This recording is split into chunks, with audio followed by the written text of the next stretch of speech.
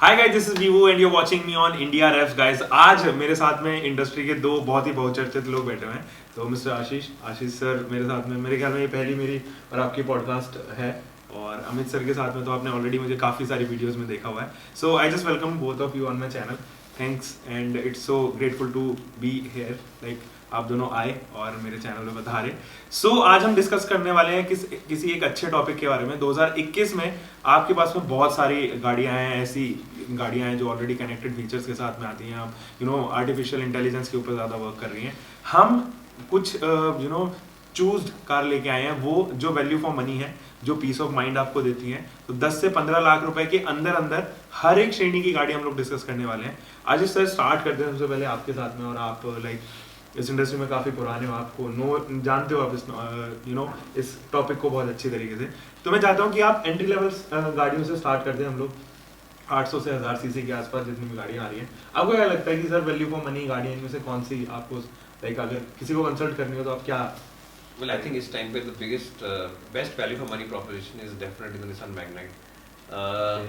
Base version 5.5 lakh का 1 litre engine है हालांकि उसमें, but I think that for a car of that size, 6.5 lakh रुपए की अगर आप उसका नेक्स्ट वर्जन भी लेते हो तो 6.5-7 लाख रुपए में आपको एक कॉम्पैक्ट एसयूवी की लुक वाली गाड़ी मिली। हालांकि वो बाहर से देखने में इतनी ज़्यादा एसयूवी लुक नहीं है उसकी, एक क्रॉसओवर स्टाइलिंग है, बट स्टिल स्पेसियस गाड़ी है, चलाने में भी ठीक ठाक है, बहुत बुरी नहीं है, लेकिन it's decent car to drive और कंफर्टेबल गाड़ी है, राइड क्वालिटी काफ़ी अच्छी है। और स्पेस जैसा मैंने कहा, जैसे पहले एक टाटा गाइड आता था मोर कार पर कार, तो उस हिसाब से अगर आप जितना पैसा लगा रहे हो आपको पैसे के हिसाब से ज़्यादा गाड़ी मिल रही है, मेरा मानना है। तो I think the Magnite is definitely number 1 in terms of the value for money in that budget of सब 7-8 लाख रुपीज़ अगर आपके पास बजट है। तो उसके बाद नेक्स्ट मुझे गाड़ी बहुत अच्छी वैल्यू फॉर मनी लगती है, मारुति सुजुकी विटारा ब्रेजा। और वो इसलिए अच्छी लगती है, जो उसका एलेक्स है वर्जन है, उसमें आपको सब कुछ मिलता है जो आपको बेसिक चाहिए। Power Windows, power steering, AC और स्टीयरिंग भी उसमें आता है। और उस गाड़ी का जो प्राइस है वो लोग कहते हैं 7.5 लाख रुपए का एक शोरूम, तो थोड़ा महंगा है। लेकिन अगर आप ये देखेंगे 1500 सीसी का इंजन है, इट्स 1.5 पेट्रोल और 100 बीएचपी से ज़्यादा बनाते हैं, 104-5 बीएचपी का इंजन है वो। So when you consider all these things, I think the Brezza also is very good value. और I think these are the 2 cars which are the top of your mind, मेरे mind में सबसे ऊपर रहती हैं जब कोई मेरे से बोलता है 7-8 लाख का बजट है और मुझे एक डिसेंट गाड़ी चाहिए जिसमें स्पेस हो, कंफर्ट हो और चलाने में अच्छी। तो ये दोनों गाड़ियाँ हैं जो कि मेरे हिसाब से इस सब 10 लाख रुपीज़ के प्राइस में वैल्यू फॉर मनी है। Alright sir. सो मेरे ख्याल में आशीष सर ने कॉम्पैक्ट एसयूवी के बारे में आज ज़्यादा बात की है। मैं अमित सर के तरफ रुख करता हूँ और अमित सर से पूछता हूँ कि विद इन 6 लाख अगर आपको कोई गाड़ी चूज़ करनी हो तो वैल्यू फॉर मनी में कोई 3 गाड़ियाँ जो आप यहाँ पर चूज़ करना चाहेंगे सर? फिर अगर 3 गाड़ियों की बात है तो मैं फिर थोड़ा कॉस्ट वाइज कर देता हूँ। करेक्ट। सब 4 लाख रुपीज़ में आल्टो से बेहतर, reliable product, peace of mind, low maintenance cost और अच्छी रीसेल वैल्यू, ये सब उसी में मिल जाएगा आपको। तो अंडर 4 लाख सबसे बेहतर ऑप्शन। फिर उसके बाद थोड़ा ऊपर चले जाते हैं, थोड़ा महंगे बजट में मेरे हिसाब से टियागो एक अच्छा ऑप्शन है, जो कि अच्छा प्रोडक्ट भी है, स्पेसियस भी है, हाँ NCAP क्रैश रेटिंग भी अच्छी है, साथ ही स्पेसियस भी काफ़ी गाड़ी है, 1200 सीसी का इंजन मिलता है, थोड़ा बहुत रिफाइनमेंट का इशू है लेकिन फिर भी ओवरऑल अपने पैसे को जस्टिफाई करती है। तो दूसरे नंबर पर टियागो। और अगर मुझसे कहा जाए कि 6 लाख रुपए तक ही रहना है तो फिर मैं कहूँगा वापस मैग्नाइट, क्योंकि बेस वेरिएंट उसका सबसे अच्छा वैल्यू फॉर मनी है और किसी भी तरह की कोई कमी नहीं है उस प्रोडक्ट में, अपनी कीमत को देखते हुए कि जो पैसे आपसे कंपनी ने लिए हैं उसके बदले में रियली आपको ज़्यादा ही देके गई है, कम नहीं देके गई है। चाओ पावर विंडो मिल रही है आपको, डिफॉगर मिल रहा है आपको, क्या चीज़ जो वो तो सब आपको मिल ही रहा है कार के साथ में। 6 लाख रुपए, 6.25 लाख रुपए अच्छी कीमत। नहीं, इस चीज़ से तो मैं अभी जस्टिफाई करता हूँ, लाइक इस चीज़ से तो मैं भी बहुत ज़्यादा संतुष्ट हूँ कि आपने टियागो और यहाँ पर मैग्नाइट को चूज़ किया। मेरे ख्याल में एक एल्ट्रोज भी एक ऐसा प्रोडक्ट है जिसका बेस वेरिएंट या बेस से एक ऊपर वेरिएंट आप खरीद सकते हो। तो एक घाटे का सौदा नहीं है, बहुत अच्छी गाड़ी है, ओवरऑल एक अच्छी ड्राइव आपको देती है, एक प्रेजेंस जो रोड प्रेजेंस आपको चाहिए होती है वो उसके अंदर कूट के भरी हुई है। टाटा नेक्सॉन एक ऐसा ही प्रोडक्ट है जो अपने सेगमेंट में ज्यादा पावर फिगर्स आपको डिलीवर करता है, B it petrol B it diesel. और एक अच्छी बात यह है कि उसके साथ में AMT जुड़ा हुआ है, दोनों ही पावर ट्रेन्स के साथ में। आप कोई भी फ्यूल टाइप खरीद लो तो आपके पास में ये चीज़ भी वहाँ पर अवेलेबल है। तो टाटा की 2 या 3 प्रोडक्ट्स हमने डिस्कस किए हैं, तीनों ही प्रोडक्ट्स मुझे काफ़ी सही लगते हैं। And yes I agree with Ashish sir also, जो मैग्नाइट उन्होंने यहाँ पे प्रोडक्ट बोला। When it comes to compact sedan, तो कॉम्पैक्ट सेडान की मार्केट बहुत कॉम्पैक्ट हुई है, अब लोग बहुत ज़्यादा इन्वेस्ट नहीं कर रहे हैं सर। और अगर मैं बात करूँ थोड़ा C सेगमेंट सेडान्स की, तो व्हाट इज़ योर प्रायोरिटी अगर if we consider a budget of 12 lakh, आप 12 लाख में क्या सोचते हो कि कौन सी वैल्यू फॉर मनी प्रोपोजिशन के साथ में? Well see, if you want to spend that money, तो मेरे हिसाब से CS is the best value for money proposition. उसमें सब कुछ आता है, क्वालिटी भी अच्छी है गाड़ी की, कंफर्टेबल भी, स्पेशियस भी है, और again that 1.5 kcc engine is a very good engine, चलाने में बहुत मजा आता है उस गाड़ी को। तो CS मेरे हिसाब से नंबर 1 गाड़ी रहनी चाहिए वैल्यू फॉर मनी के हिसाब से। अभी स्कोडा वगैरह ने भी गाड़ी लॉन्च करी, रीलॉन्च करी हैं, लेकिन ऑनेस्टली स्पीकिंग जो स्कोडा की गाड़ियाँ हैं वो बेसिकली जो उनका बॉडी स्ट्रक्चर है और वेंटो जो है वो 10 साल ऑलमोस्ट पुराना है। तो why do want to spend 10 lakh रुपए किसी गाड़ी पे जो 10 साल पुरानी हो? CS फिर भी 4-5 साल ही में है और अपडेट भी रेगुलर होती रहती है गाड़ी। और being a Maruti you get total peace of mind factor, resale values भी अच्छी है गाड़ी की। तो अगर आप 5 साल बाद, 3 साल बाद, 2 साल बाद ही बेचने आते हो गाड़ी को, तो आपके पैसे टूटेंगे नहीं ज़्यादा। वेंटो में और स्कोडा में ये एक बहुत मेजर इशू है कि आपके पैसे टूट जाते हैं। स्कोडा में खासतौर पे कुछ पता नहीं होता, हो सकता है आपको 3 लाख कोई दे रहा हो उस गाड़ी के, और हो सकता है 15 दिन बाद उसी के 2.5 लाख ना दे। तो इसलिए वैल्यू फॉर मनी के हिसाब से जो पैसे आपके बचे रहेंगे, FD है मारुति, आप ये सोच सकते हैं जितना आप लगाएंगे आपको पता है 2 साल बाद हो सकता है सिर्फ 20% टूटे, 25% टूटे, लेकिन उससे ज़्यादा नहीं गिरेगा। तो I think that way it's a good value for money car. Base version जो गाड़ी का उसमें भी आपको सारे फीचर्स मिलते हैं जो आपको बेसिक फीचर्स चाहिए। स्टेरियो भी उसमें आता है, अलॉय व्हील्स नहीं मिलते लेकिन शायद उसमें, तो बेस से जो एक लेवल अप है उसमें आपको क्रूज कंट्रोल नहीं मिलता है, अलॉय व्हील्स भी मिलते हैं, प्रोजेक्टर हेडलैम्प्स भी मिलते हैं। तो I think for someone who spending within 10 lakhs एक लग्जरी सेडान चाहिए, mid size luxury sedan, comfortable गाड़ी है। If you are upgrading from a hatchback, I think don't buy a compact sedan.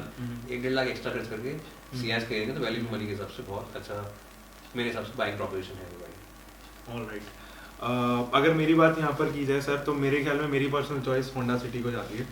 That product is quite expensive, थोड़ा सा लगता है वो expensive, but when it comes to the pricing you will notice कि 10.88 lakh rupees में उसका वो variant आता है जो फीचर लोडेड है ना। और आप देखोगे उसको वर्ना से कम्पीट करोगे तो ऑलरेडी इतने सारे फीचर्स उस वेरिएंट में होते हैं कि आपको नहीं जरूरत पड़ती कि आप actually I will cut you here, इसका जो 4th जनरेशन वर्जन था ना वो मुझे और भी ज्यादा वैल्यू फॉर मनी लगता है कि उसमें भी बेस वर्जन में सब कुछ ही आता है, स्टेरियो भी आता है, चलाने में गाड़ी अच्छी है। 1.5 VTEC is a gem of engine. तो along with the CS I still tell people कि आप होंडा सिटी का पुराना वर्जन ले लीजिए, वो 1-1.5 लाख सस्ता भी है नए वर्जन से, और फीचर्स में सारे आते हैं, कोई दिक्कत वाली बात नहीं। उसकी भी रीसेल वैल्यू काफी स्ट्रांग है, काफी अच्छी है। सिटी ब्रांड 20-22 साल से इंडिया में है, तो लोग उसे पहचानते हैं देख के।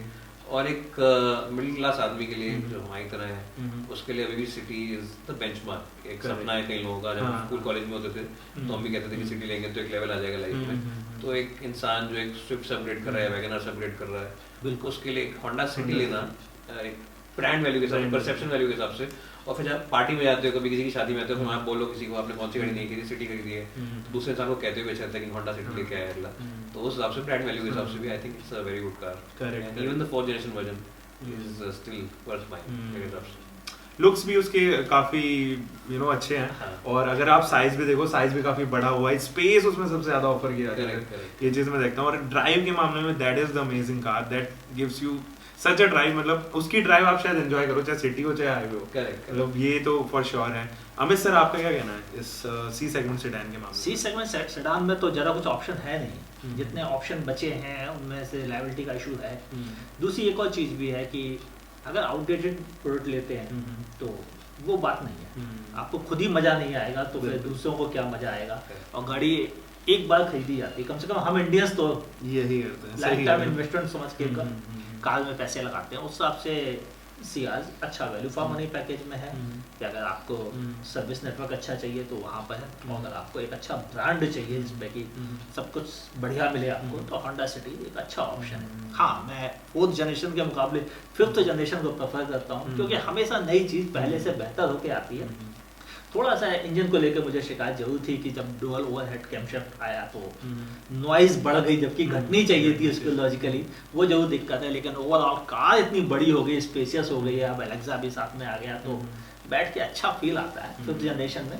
हाँ, लाख रुपए में अगर सब कुछ अच्छा मिल जाए तो थोड़ा उसको कंसीडर किया जा सकता है। और बेस वेरिएंट से अलग मिल रहा है, जबकि किसी भी कार मैन्युफैक्चरर ने बेस वेरिएंट से अभी तक वो ऐसे connected recognition नहीं दिया। उस हिसाब से फिफ्थ जनरेशन मुझे कहीं ज़्यादा समझदारी की लगती है। जब पैसा खर्च कर रहे हो तो थोड़ा सा EMI और बढ़ा लो, आपके पास एक बड़ी कार आपकी चले, काफ़ी बड़ी है। और क्रॉसओवर के मामले में आशीष सर अगर हम बात करें, तकरीबन जो मिड साइज कॉम्पैक्ट एसयूवीज होती हैं जो तकरीबन 4.2 4.5 मीटर के अंदर आती है, उसमें आपकी फेवरेट कार अगर मैं पूछूं एस क्रॉस को छोड़ के, तो आप क्या बोलोगे? My favorite car undoubtedly is the Creta. It's a very good car. हमने पेट्रोल भी रखी है अपने पास टर्बो, और डीजल वाली भी चलाई काफ़ी।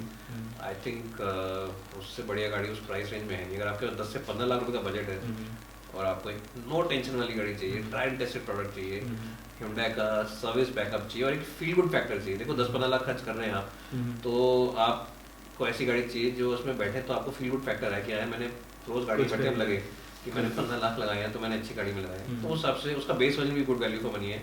I think E version comes for 10 lakh rupees actually. उसमें सब कुछ है, स्टीरियो नहीं है लेकिन बेसिक फंक्शन है। और स्टीरियो 20-30 हज़ार का बाहर चला जाता है, अपने हिसाब से आप लगा सकते हैं। तो it's a very good value money का। एसएक्स वर्जन ऑब्वियसली 16-17 लाख का पड़ता है, but when you see the features on it, panoramic sunroof, cooled front seats, tyre pressure monitor, multiple airbags, तो वो वैल्यू जस्टिफाई होती है कि 5-6 लाख ऊपर क्यों मांग रहे हैं बेस वर्जन से। तो I think the Creta is a phenomenal car.